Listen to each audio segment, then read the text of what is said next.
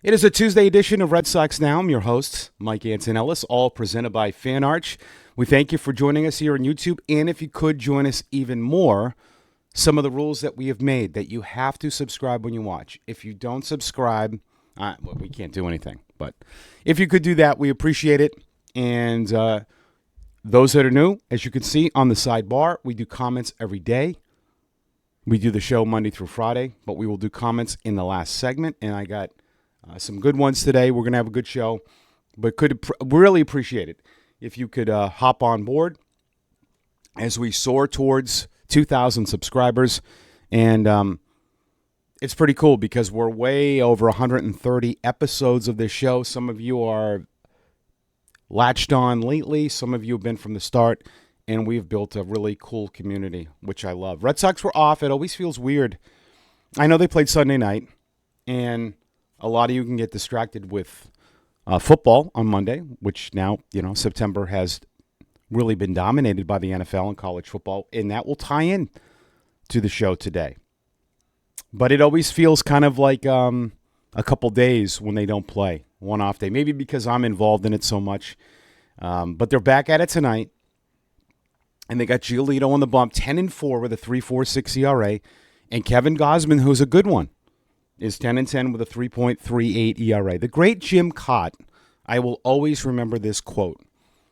Pitching enables you to win. It's not a guarantee. I've talked about how, and I think all of you can agree to this, the Red Sox have been built more on the pitching side, but we have seen even with that at times lately, you still need to come up with those big hits, especially with runners in scoring position. But we have seen many games this year. I think some of you should go back and look. The Red Sox are in this position because they were able for a while. They had that stretch where when the run total was 5 or less, they were coming out on top. They had a lot of 4-1, 3-2, 1-0 wins. They had low game total wins. And that happens more when you pitch. And we've seen now that it's just not all pitching. You need a little more offense. And this is how baseball works, where Bayo and Giolito haven't been as sharp. We saw the other day, Bayo in that first inning, just the command was not there. Giolito the same.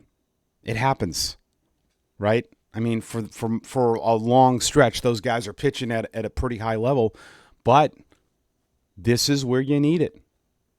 And this series here has a playoff feel, an absolute playoff feel, because there's a lot on the line for both clubs.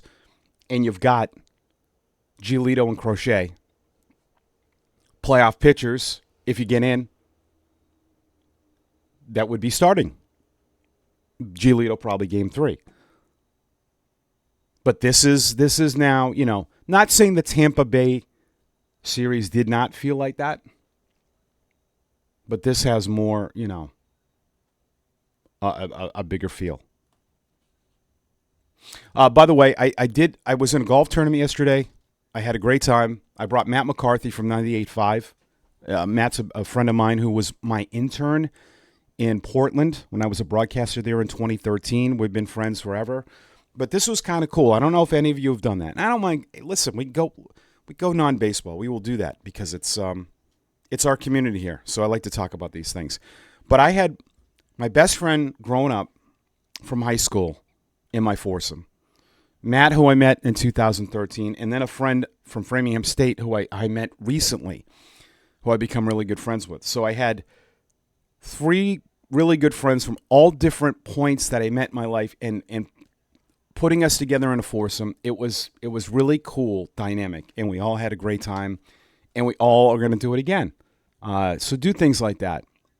It doesn't have to be golf, but playing in a golf scramble with people that don't know each other, and it's a really cool thing, and we had a good time. We didn't play great, but so what? We had a good time. So, but back to the Red Sox. I have to share this stuff. And definitely, it's on the road, but must watch. And this is going to probably be a series. Let's just focus on the first 2 games. You've got the arms. We know Giolito has brought it. But you might need to win those ugly-looking games. And it all starts tonight against the Blue Jays. So a really cool first game. The playoffs are absolutely wild right now. Wild. In the final week. All right? So I got everything written out here, typed out. We don't write anything. Sometimes I do. You want to see what I do sometimes? I got all these notepads. I got all these notes. But I decided to type this out today because it's a little long. So the Sox have a 2-game lead over Cleveland and Houston. All right? Because they have the head-to-head. So I know it's 1. I know everyone keeps saying 1. And that bothers me because it's not 1. It's not. Like, there's no other way. I was talking to somebody yesterday about this. Like, yeah, but it's still really 1. I go, no, it's not. I don't care what the standings say. It's the tiebreaker is different now, where you can't tie anybody. So you have a 2-game lead. Cleveland and Houston have to finish ahead of you with 6 to go. It's just the Al Davis. You just win, baby. But what's interesting about this, who will be the biggest fans tonight of the Red Sox? The Yankees. So a lot of the previous play that you had, I've heard some say, well, it matters how you play now. No doubt. But had you not played great against 3 teams here, Cleveland, Houston, and the Yankees, you own the head-to-head against all of them. Right? Cleveland holds the head-to-head over Houston. So right now, Cleveland is that playoff spot. The Red Sox have a 2-game lead over those 2, but they don't have it over the Yankees. Excuse me, they don't have it over Detroit, who they're 0-3, which we don't know the form. We don't know the tiebreaker yet because, say it came down to that, where if the Red Sox swept Detroit, I know I'm getting ahead of myself, the season series would be 3-3. Then it would go to division record. But Detroit and Cleveland still have to play. It's so that's wacky, and let's not even go to that point yet. Toronto has clinched 2 games ahead of New York, but there are 3 ahead of the Yankees because they own the head-to-head. And if you tie for the division, it goes head-to-head. So Toronto has, that's a pretty good lead. 3 games with 6 to go. But they're going to play to the max, so they could clinch the division this series. It would have been nice if they had already clinched the division. Yankees play Chicago and Baltimore. Detroit has a 1-game lead. It is for real, though, because Cleveland right now holds the tiebreaker, but they play tonight, starting a 3-game series, and Skubal's on the mound. They beat the Skubal start last time, but he went 6 innings. He gave up 1 run. That is a huge game for both teams in the Red Sox. Because if you can win, if Cleveland can lose and you win and you have a 3-game lead over them with 5 to go, you're feeling a little bit more confident about the Red Sox getting in. So they play each other right now. Then Detroit plays at Boston. Cleveland is home against Texas. Seattle, a 3-game lead. Really a 4 over Houston because they have the head-to-head. So that's not an easy scenario. Seattle, now this is really interesting. And this is why I like the schedule. They play Colorado. Okay?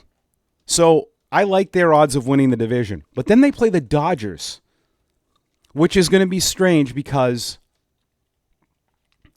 if Seattle wraps it up, and odds are, but it's baseball. It is baseball. I mean, they're home against Colorado. Now, if they screwed this series up, this is just, it's going to get even nuttier. But if they end up sweeping, right? And if they clinch, the odds are they can clinch this series. Then they're going to go play the Dodgers after this with nothing to play for. Maybe playoff seeding. Possibly. Right? It all depends. But then that could screw things up for the Padres. So I like all of this. Houston has the A's and the Angels on the road. Houston all of a sudden is kind of, they're really on the outside looking in right now. Over in the National League, the Dodgers have the head-to-head versus the Padres. So they really have a 3-game lead, even though it is 2. There's not much going on in the NL as much as the AL. Dodgers have at Arizona, which they've not been an easy ticket, and Seattle. Arizona is 1 game out of a wild card. Cincy and the Mets are tied, but Cincy has the head-to-head. Cincy is home versus Pittsburgh, and the Mets are at Chicago. So I love it. And this is why we have to keep the mic locked in here. This is why Major League Baseball did the right thing. I know there are a lot of purists. I know a lot of you. But listen, I used to hear this as a kid. My dad told me, there was one winner in each league. How much fun would that be right now? If you took the best record in the AL, in the NL, and that was it. And then when I grew up, I lived through just the division winners, which sucked. It did. The 84 Tigers were 35-5, season over for the Red Sox. You were done. Think about how ridiculous those formats were. Why in the world would you want fan bases? Like you can give me all the too many playoff, but for years you basically told teams if you weren't good in the first 2 months, you essentially, that was it. So how much fun was that? I know I didn't love that. And then they changed the format a little bit. Listen, the 86 years that ended was because of the rule changes. The Red Sox got in because of the new format. And then they tweaked the format a little bit where you couldn't play you couldn't play a division team in the first round because they wanted to meet in the ALCS. That was Red Sox Yankees. That was all that rule was made for. Because they saw ching. And then I thought when they started doing the extra wild card, I thought it all got nutty. But now with the balanced schedule and now with no ties, I love that they don't do the extra games. This scenario, in terms of fan interest, I know a lot of you are diehards and you hate a lot of things that are new. I get all of that. But you have to look at what's going to grow the game better for the next generation and for just fans overall. Look at the 2007 season. Remember the Rockies clinched or something remember they didn't play forever? Teams used to use that. They didn't care if they were the top seed or the second seed, and they would mail in the last month. The last month of Major League Baseball used to be boring. Nobody cared. And now, when you have a sport like the NFL that has gone leaps and bounds above Major League Baseball, I mean, they have stolen headlines. You have people watching Thursday Night Football. Everyone makes fun of it. People watch it. It doesn't matter. Like the NFL's worst game is still destroying you. And listen, I get it. Baseball's a longer, but Major League Baseball's ratings have changed. It's gone way up. The interest is way up. But you now have generated a month that people care about. You cannot have lulls like they did before. They had some really bad ratings after Labor Day. And it would always, and now I hear, kids are back to school, but no. Listen. If you have something that's a good product, it doesn't matter. Everyone feeds me that with the NFL. Well, the NFL's I get it. Like, it's less games. It was always less games. How come people didn't care about it before? No one watched the NFL when I grew up like they did now because it's a better product. They changed the rules for the quarterback. That's good for the game. No, that's not fair. So what? It doesn't matter if it's fair or not. And integrity and all that sometimes. It's still a business and a big TV. It's still an entertainment. Sports is still a television program. It has to be interesting. It has to be compelling. It has to have storylines. The NFL has done an unbelievable job at that.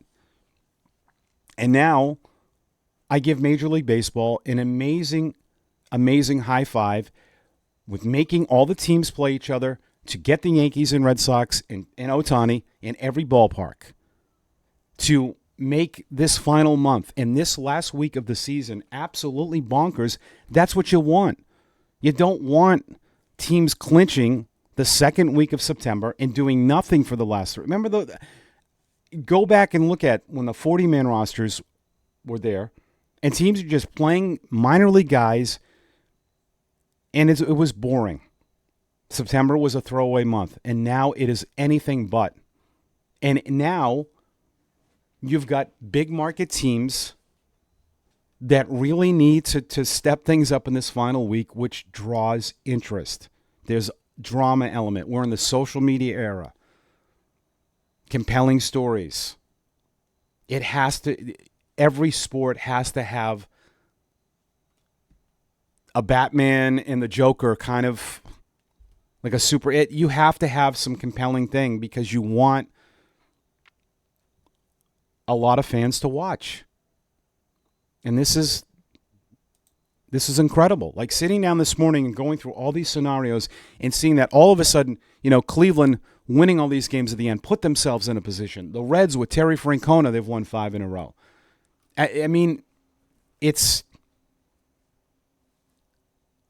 I can see the side where, there's too many, but I don't really care. 6 in each league is not that bad.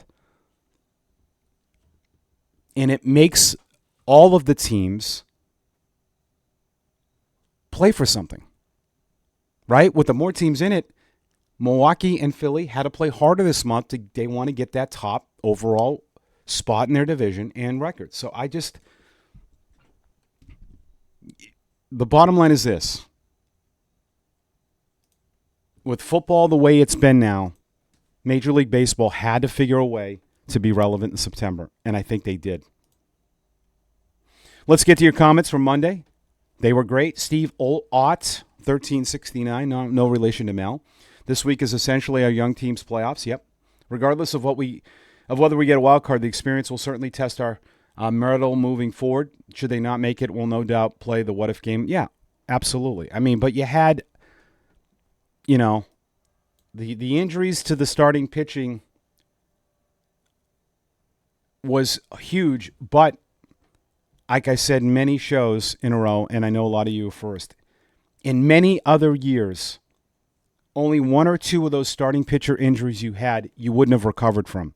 You recovered from a lot, regardless of what you think of Early and Tolley and Harrison. And even, May wasn't obviously not great. And Buehler was decent in a little stretch. There were other years where this Red Sox organization had nothing in AAA. So you would have had to live with Buehler and probably May, and you probably right now would be 4 or 5 games out. You've been able to somehow recreate 3 different rotations, which is almost impossible. Dodgers have done that. The Rays have done that as well. Rays had, I think, like 13 pitchers on the injured list a few years ago. Red Sox, in a lot of those years, there was no way they would have been able to do that. So certainly a lot of what if, but your strength of your organization, and it's only going to get stronger with pitching, has gotten you to the final week with a chance to still be in the playoffs. At David Bosworth, 47-51, if Hunter Dobbins hadn't gotten hurt and Anthony had been there all year and not got hurt, Casas got hurt, Meyer, but the guys filled in and did good considering. Yeah, Toro kind of faded before a while, but he was killing it. You're right. They all played a key cog, but it shows you, too, now that we've kind of more in an – it feels like where injuries are up in Major League Baseball, you've got to count a lot on your roster in Worcester and even now in Double-A. But, yeah, the Dobbins injury was huge, and I talked to Brian Abraham, who runs the player development for the Red Sox, a couple of homestands ago at Polar Park, and he said that was the injury that really killed them on the pitching side. And, of course, Anthony, he said, on the offensive side. But Dobbins, they had really seen him turn a corner as a big-game pitcher, and you think about if you just had one of those guys. Like, injuries are going to happen, but if you just had one. But, you know, I said this yesterday. Remember we were in that spot where 4 and 5 were basically bullpen games, and now you've actually filled it with 2 pretty good arms in Harrison and Early. I think that, to me, like, I'm surprised where the Red Sox are considering all the starting pitching injuries. You know what I mean? Like, yes, Anthony has definitely hurt their offense, but usually with starting pitching, like that, you can't go this deep into your season and find guys. Especially Early did not look great in his first few outings, and neither did Harrison, so they've picked it up. I like, this is funny, Pete Cohen 19, Nate Lowe is a liability. He's out of shape and swings like a toddler with a plastic bat. But I've seen toddlers with good swings. Romy should be playing full-time. At first, it's possible. Comes down to the last Sunday game against Schoolville. That's not a scenario that is good for heart patients. Wednesday, Thursday, Friday, Saturday. Yeah, look at you looking at the rotation. Yeah, you know, I think Nathan Lowe was still a decent pickup because of what you needed a bat. And let's see if he steps it up. I'm not sure that that's someone I would go forward with next year. I think this was certainly a rental. I don't, you know, I'd like to see more at that. And who knows with Casas? Who knows? Right? There's a lot of people that are very defiant on that no chance. They think he's a 40 home run hitter. I know we're getting ahead of myself, but I don't know. Like, I can't sit here and tell you what kind of year he would have had. He didn't start off great. He didn't start off the 24 good, and he ended up with a good year. That's still a pretty good player. And he's still young, right? If he comes, like, think about this. You know, we're not really thinking about him. But if he comes back next year and you get Meyer back, they're going to have a real surplus of options. It's going to be very interesting to see because injuries are weird. Because with injuries, the next player gets an opportunity, which they know deep down they're excited. You never want to see guys hurt. But then it creates a completely different opinion from other teams. Connolly Early being in the big leagues has completely changed his value from the eyes of everyone else. I'm not saying they would trade him. But once you see a guy, once a guy has success in the big leagues, it changes everything. Everything. And that's going to do it for Monday. We're changing everything, I guess. All right. Enjoy the game tonight. We'll talk all about it on Wednesday. It's a 7:07. That's a Rogers Center, Rogers Communications time. They're the ones that own. This is all you need to know about my business. Rogers Communications, a $1 billion enterprise, owns the Blue Jays, but yet they are too cheap to travel their radio guy. How about that? So their radio guy does their games when they're on the road remotely. That's what you need to know about how broadcasting and the entertainment can be. If they can save a buck, they will. Giolito, Gossman tonight. We'll talk all about it on Wednesday. Subscribe to the channel on your way out. Thanks for watching Red Sox Now, all presented by Fan Arch. Go Sox.